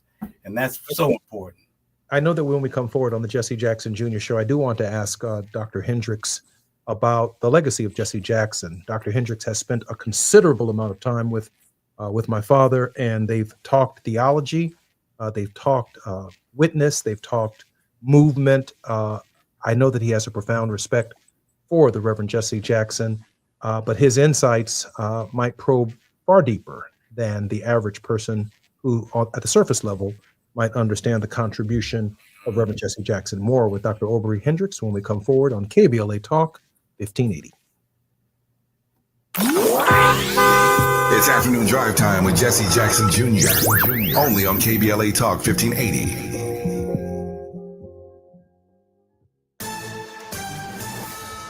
I'm Amber Payton with BIN News Now. Los Angeles is now 1,000 days away from the closing ceremony of the 2028 Paralympic Games. Black Mayor Karen Bass marked the milestone at a Westchester climbing center, noting the Games will debut paraclimbing. We are 1,000 days away from the Paralympics. She stressed making the events inclusive for athletes with disabilities. President Trump says he'll be in Baltimore on December 13th for the Army-Navy game at M&T Bank Stadium. The announcement comes amid renewed attention on his past criticism of the city. Trump has previously clashed with Black Governor Wes Moore and Black Mayor Brandon Scott, even as Baltimore reports major drops in violent crime this year. And singer John Legend says he had to negotiate his stage name after an adult film producer and rockabilly musician named Johnny Legend raised trademark issues. They reached an agreement, and Legend joked he kept his promise not to make adult films or rockabilly music. Get BIN News Now on demand 24/7 on the iHeartRadio app. Think It Up is an initiative to activate student-powered, teacher-led learning projects. Students and teachers, how can you spark great learning experiences in your classrooms today? Join at thinkitup.org. Is this the time? This is the KBLA Sports Minute with Ray Richardson. Despite losing at Carolina Sunday, the Rams are 9-3 and tied with the Chicago Bears for the best record in the NFC. Before Sunday's loss, Rams quarterback Matthew Stafford had thrown 318 consecutive passes without an interception. Stafford still leads the NFL with 32 touchdown passes. Multiple sources are reporting that Bob Chesney of James Madison University will be UCLA's next head football coach. Sources claim Chesney and UCLA have been discussing a 5-year contract. James Madison is 11-1 this season. Chesney is expected to be confirmed for the UCLA job after James Madison plays Troy on Saturday for the Sun Belt Conference Championship. HBCU Southern University introduced Pro Football Hall of Fame running back Marshall Faulk Monday morning as their new head coach. Faulk was the running backs coach at Colorado with Deion Sanders. No debates, no speculation, just the info you need. That's your KBLA Sports Minute. I'm Ray Richardson on KBLA Talk 1580.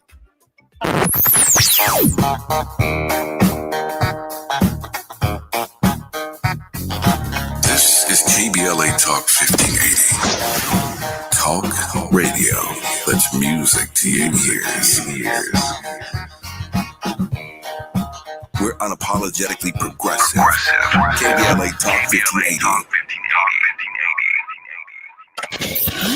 We've got a lot to talk about. Hi, I'm Zoe Williams, aka the Voice of Reason, encouraging you to join me weekdays from 7 to 9 p.m. for the world's most intriguing relationship radio roundtable. Every night, I facilitate and encourage our loyal listeners to participate in the most engaging relationship discussions you'll hear anywhere. So make it a point to rendezvous with me, Zoe Williams, the Voice of Reason, Monday through Friday, 7 to 9 p.m. Pacific Standard Time. Trust me, your relationships will never be the same. The VOR is on fire tonight. Unapologetically progressive. KBLA Talk 1580. We've got your black. An official message from Medicare. Medicare plans change from one year to the next. And this year, it's important for you to review your current coverage and compare all your options during Medicare open enrollment. Compare health plans, drug coverage, and costs. See if you can save some money, and don't forget to make sure your drugs are covered. Open enrollment ends December 7th. Visit Medicare.gov or call 1-800-MEDICARE. Paid for by the U.S. Department of Health and Human Services. You're listening to Jesse Jackson Jr. on KBLA Talk 1580.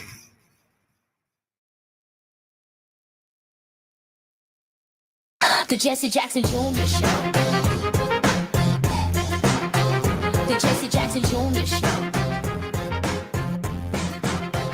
The Jesse Jackson Jr. Show. The Jesse Jackson Jr. Show. King Wally, drop the beat. Come on and talk with me. Come on and listen to me. Come on and talk with me. Come on and listen to me.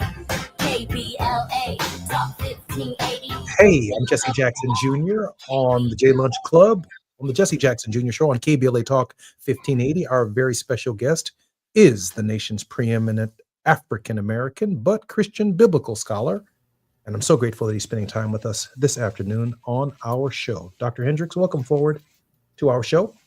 Thank you, sir. So glad to be with you always, always. Dr. Hendricks, just before the break, I asked you a question about the time that you spend your discerning understanding of leadership and what you find and have found unique about Reverend Jesse Jackson. Oh, man. Well, Wow, I wouldn't even know where to begin. Well, first, I mean, he's a unique figure in the history of this country in that his activism, his witness, his successes span, racial equity, party politics, international relations, moral clarity, bringing moral clarity to policy debate and all that. No, that's important. One of the things that was so important to me many years ago, and to many people my generation, I'm not a lot younger than him, but was his courage. and his boldness and his standing tall, and his brilliant ability to distill issues into understandable bites, and his boldness in the face of conservative and right wing and racist attacks. Oh no, man, it was very, very empowering. But what's missed a lot by many folks, that what moved Reverend Jesse Jackson was not a quest for power for himself or for Black people. It was really what I've called the politics of Jesus. The Bible tells us that you must seek justice, number one, but the core of the gospel is love your Lord your God, all your heart, soul, mind, and strength. Love your neighbor as yourself. In other words, to be moved to serve our neighbor's needs because of our faith in God. That's a responsibility. But I've talked about this before, but one of the implications is not just, loving your neighbor is wanting the best for your neighbor, wanting the same good things for your neighbor that you want for yourself and your own loved ones. But a further implication is also not just to want it for them and for ourselves, but we're all willing to struggle for ourselves and our own loved ones to have the most freedom, the most material goods and all that. And so it's also a commandment to struggle for our neighbors to have the same access to all the good things of life. And neighbor doesn't mean somebody in your region proximity, and includes what the Bible talks about so much is the stranger, the immigrant. So it's everybody. And that's what I've seen as being underlying Reverend Jesse Jackson's activism and all the various areas he's worked in. It's struggling to actuate love for our neighbors, which really means struggling for the common good. Wouldn't you agree with that? He's always worked for the common good. And he moved from just being focused on the immediate thing that he faced as a youth, and that's racism and white supremacy. But as it grew, it expanded to take in all kinds. He fought corporatism, corporate capitalism, and all of that, all about the command to struggle for the common good. And that's the way I understand him. The most unique figure in the history of this country. I think there's no question about that. I love that. I love your interpretation of his life, his work, and I'm so grateful that he is still here with us to hear that and to hear it from you. I know that that he's jumping with joy to the extent that he can. In that moment when you were talking about Jesus of Nazareth, I was thinking about how simple the Gospels of Matthew, Mark, Luke, and John really are. That if there ever was an itinerant preacher, the very definition has to be Jesus of Nazareth. Yeah.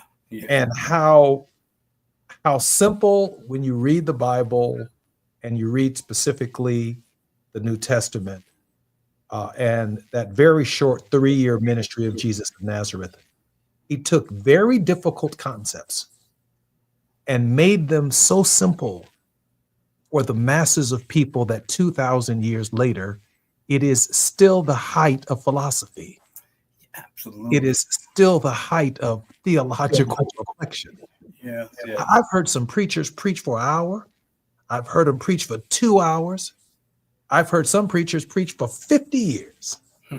And they couldn't say what Jesus said in 3 or in just a few short sentences. Yeah.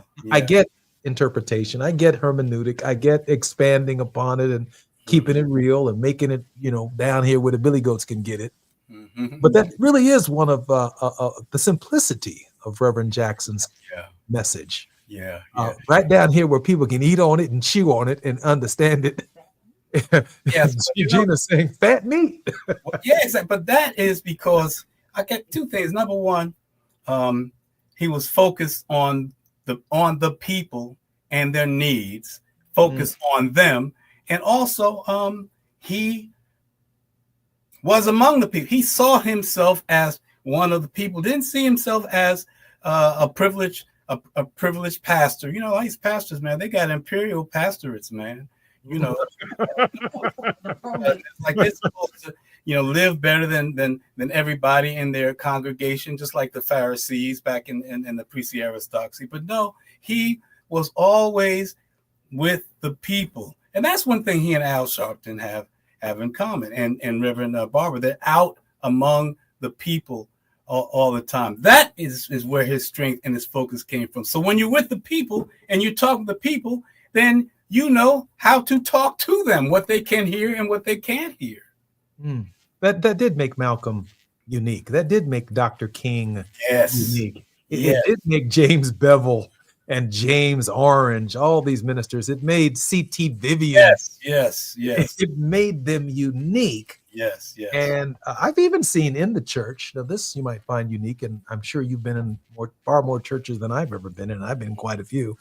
I saw a pulpit one time that was literally behind an iron fence with a gate on it, and the pastor was the only one who had the key. That's unbelievable. I saw that. I mean, I saw it, that the pulpit was reserved for the pastor, and he had the key. He opened it up literally in front of the congregation, and he stepped in it. And you could do anything else you want to do in church. The sick and the shut in can speak over here, and the women can do this, and the deacons can talk over there. But even if a guest preacher was coming, he did not speak in that place where the gate was around where the pastor preaches. Now so he's an emperor, right? He's a king. I mean, that's the kind of stuff that I'm talking about. And you've seen them, man. They got churches, they got 5 members, and they got 10 so-called armor bearers, man. Yeah, armor bearers. Oh man, it's like, you know, Bible armor bearers, kings and generals had armor bearers. Sometimes a prophet, depending on what was going on. But man, these folk, I mean, it's like they have a privileged status, and ministers are not supposed to have a privileged status. It's a servant leader's status. But you know, these pastors, man. I had an uncle. I'm not gonna mention his name. He became a pastor, man. You know, he wasn't trained or anything, but he rose from to pastor. The first thing he did was buy a Cadillac. It was used, but he had to have a Cadillac. He had to be big time. You know, man, it's a shame, man. And the people suffer. And how do we know? Because our people are still suffering. Nothing. We're not standing up to Trump and all the Christian nationalists, but the preachers are thriving. And that's terrible. That's unforgivable. You know, I know we have about a minute and a half before we come forward, so I want to ask this question as quickly as I possibly can.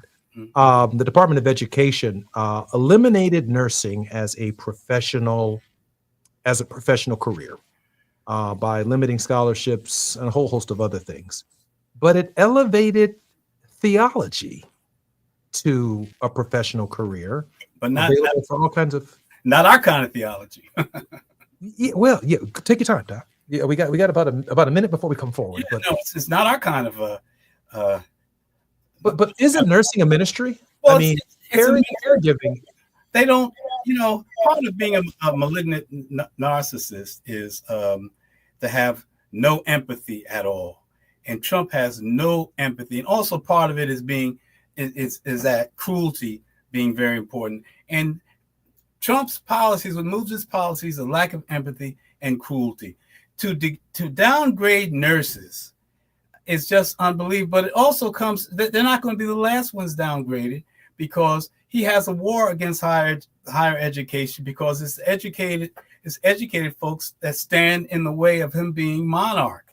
So we're going to see more of that. It's man, this is dangerous stuff now. It's demonic. And that's what makes me so mad about so many preachers, man. They preaching while Rome is burning, man. I'm Jesse Jackson Jr. Listening to the Jesse Jackson Jr. Show. Our very special guest in this hour is Aubrey Hendricks. When we come forward, maybe 1 or 2 more questions, and then finally is a word of hope. More when we come forward on KBLA Talk 1580. While you're stuck in traffic, we can at least bring you up to speed on the news of the day. You're listening to Jesse Jackson Jr. only on KBLA Talk 1580.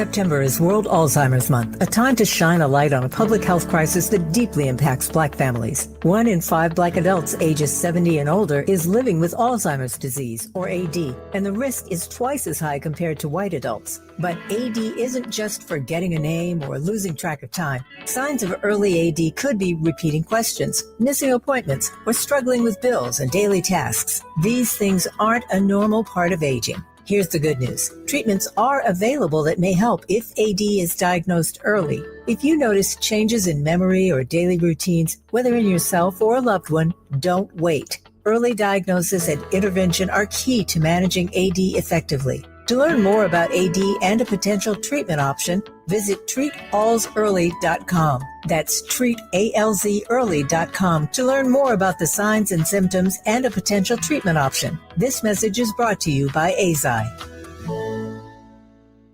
We ask seniors how to prevent Medicare scams. My best advice, if you get a phone call, do not talk to the person. These people are well trained. Don't talk to them. They don't know me. They're just trying to scam me. Don't be fooled. Hang up. Just hang up. Never give out your Medicare number. They're going to get your number to put in a false claim. If I get a call from someone, I don't pick up the phone. And should I pick up the phone and they ask for information, then I hang up. How do you detect Medicare fraud?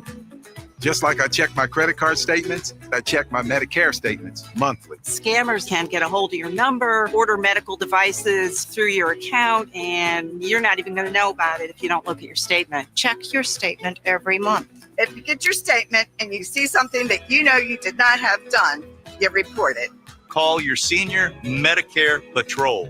To report Medicare fraud, call the Senior Medicare Patrol at 855-613-7080. At Charmin, we heard you shouldn't talk about going to the bathroom in public, so we decided to sing about it. Charmin Ultra Strong. You can use less, better than the rest. Charmin Ultra Strong. Your booty past the clean test. Salmon weave texture, it's the best. Study up, teach a lesson on fresh. Your booty past the clean test. Yes, sir. Charmin Ultra Strong. Charmin Ultra Strong with diamond weave texture cleans better than a leading one-ply brand, so you can use less. Enjoy the go with Charmin. We all have regrets. That haircut, that text, missing out on Kohl's Cyber Days. Good news, you can fix at least one of those. Get up to 50% off gifts for everyone on your list. Sunday and Monday only at Kohl's. From cozy favorites to top toys, you've got 2 days until you miss out. Don't let Cyber Days be the sale that got away. Save at Kohl's and Kohl's.com. Select styles. Offer ends December 1st. Some exclusions apply. See store or Kohl's.com for details. KBLA Talk 1580. We've got a lot to talk about. KBLA Talk 1580 is committed to self-care and community well-being. Walk Good LA was formed in June 2020, inspired by the Black Lives Matter movement and the beginning stages of the COVID-19 pandemic. What began as a few minutes of breath work and yoga meditation before protests against police brutality turned into a safe space for the community to heal in hard times. The immensely positive response from the community transformed the momentum into a movement. Today, Walk Good LA is a Black and Brown-led community wellness organization based in Los Angeles. They provide spaces for healing through community yoga classes, guided meditations, hikes, run clubs, and other activations throughout Los Angeles that attract hundreds of members weekly. With the help of Propel and Michael B. Jordan, they now have a yoga and wellness studio in Los Angeles called the Walk Good Yard. To join their mailing list and connect with healing spaces, please visit walkgoodla.org. That's walkgoodla.org. Or find them on Instagram at walkgoodla. This is a community call to action, a community call to healing from KBLA Talk 1580. KBLA Talk 1580. We've got a lot to talk about. KBLA Talk 1580, connecting you with services and solutions. LA County's new Justice Care and Opportunities Department, or JCOD, is here to support justice-involved individuals and their families. The JCOD Support Center is now taking calls at 1-833-LACJCOD. That's 1-833-522-5263. Available 7 days a week from 6 a.m. to 11 p.m., the Support Center is your one-stop shop for re-entry issues and court support. They offer court reminders, vendors, connections to local services, transportation assistance for housing, court appearances, and childcare. The JCOD hotline provides personalized help to connect you with services that you need. And don't forget to check out justiceconnect.org for more information. Remember, it's free and available every day at 1-833-522-5263. This is a community call to action from KBLA Talk 1580. It's never too early to start talking about money in realistic ways with your kids. JP Morgan Chase navigates how to educate your kids now about creating long-lasting, healthy money habits. Whether your kids are in elementary school, high school, or college, now is a great time to start a conversation about ways to create healthy money habits as they grow, ultimately benefiting their financial future. Talking about money in a realistic way to support your kids' lifestyle and dreams, your first banking account geared towards high school or college. It's never too early. Explaining the basics, what you earn and what you spend, building financial confidence starts with getting organized. Learning and practicing vital money skills now will stay with them for life. Tools they will have to stay on top of their finances and achieve their goals. This segment is sponsored by JP Morgan Chase.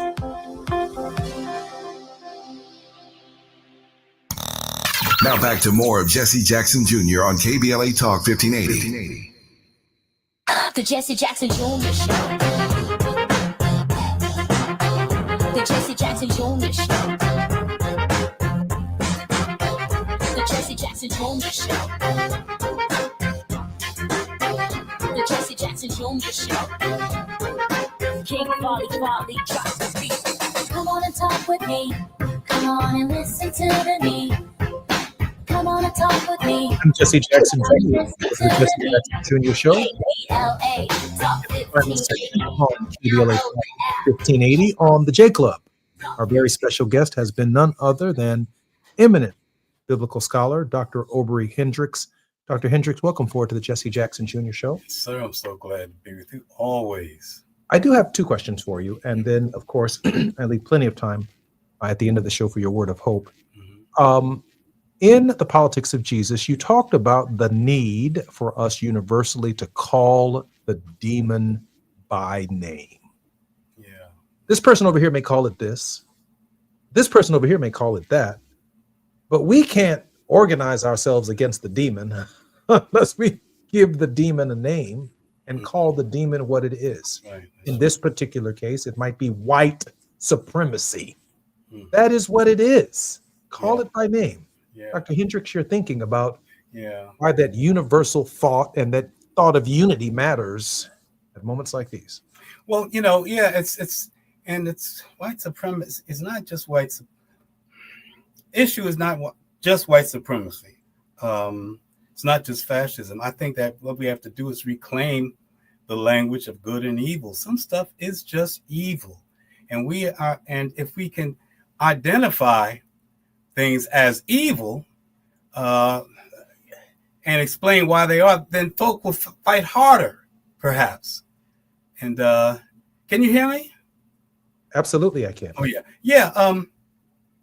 You know, folks would fight harder. For instance, you know, Trump is evil. It's an evil regime. I mean, evil. I think by any measure, evil is needlessly hurting innocent people to serve your own interests or just because you can. That's evil. And Trump, it's like he's fueled by evil. He's fueled by hurting people, by denying folk basic things, by trying to crush folk. Listen to, there's not a good word comes out of his mouth. Everything is an insult, putting people down and all that. Willing to just to bomb, you know, farmers out in international waters and all that. If we start calling things what they are, that calling evil by its real name, maybe people will really start waking up and saying we are in trouble, you know. But I mean, I think you're right. White supremacy is people have to realize white supremacy means that whites have crafted, because of their belief, their superiority, they have crafted a society that supports that, right? But it's also evil. Yeah. I like that. When I think about the example that you cited about bombing these little skiffs with the world's most powerful navy in human history. Yes. Against these people who are pirates.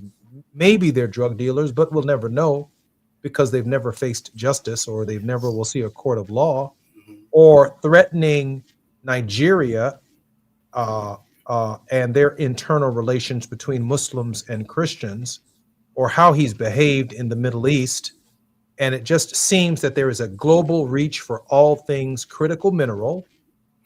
And rather than just saying that's foreign policy, it's evil. It's evil. The policy itself is evil. It ignores basic human rights. It ignores the United Nations.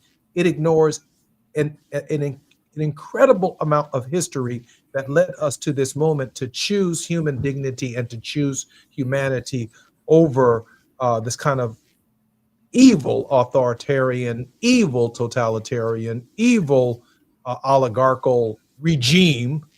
But it has to be called by something universally. So one group isn't over here fighting some philosophical concept from Karl Marx, and another group's over here fighting something that fighting an evil empire. We're fighting evil. The empire's evil. All of it. Really, I think, we see that in 17th and 18th chapter of Book of Revelation. You go back and read it. It is describing empires. It can apply to capitalism. It certainly can apply to American capitalism. And that's an evil empire. We have to fight an evil empire. Jesus stood against the evil of empire. Dr. Hendricks, we have about a minute and 15 seconds for a word of hope. I'm sorry that it's so brief. Well, first I'd like to say congratulations, brother, for your first anniversary, man. You've done extraordinary work. You've brought great people on, man. And oh God, you raised such important issues. I think the word of hope is, people like yourself who are raising consciousness in the public sphere, but also who is going back into government to be able to negotiate just policies, to try to push folks to fight for just policies. That's hopeful to me. That's my word of hope. Jesse, the kind of things that Jesse Jackson Jr. is doing is very hopeful to me. I appreciate that very much. Let me go to a clip right quick. My producer's telling me go to the clip now. Keep hope alive. Keep hope alive. Keep hope alive. Hi, I'm Jesse Jackson Jr. You've been hearing me guest host here on KBLA Talk 1580, and I'm having a blast. But I'm excited about joining the official lineup here at KBLA Talk 1580 starting Monday, January 6th at 1 p.m. Start your day with First Things First and Dominique DePrima at 6 a.m. Check out Tavis Smiley at 9 a.m. Tune into Truth Time with Dr. Cornel West and Nina Turner at 12 noon, and then tap in with me on The Jesse Jackson Jr. Show at 1 p.m. weekdays. I served 17 years in the U.S. Congress, and I can tell you it's going to be a rough 4 years, so let's navigate this journey together. It's The Jesse Jackson Jr. Show, starting Monday, January 6th at 1 p.m. on KBLA Talk 1580. We've got a lot to talk about. I'm Jesse Jackson Jr. So grateful that Dr. Hendricks has joined us. Our time is up. Until tomorrow, more on KBLA Talk 1580 when we come forward. KBLA 1580 Santa Monica.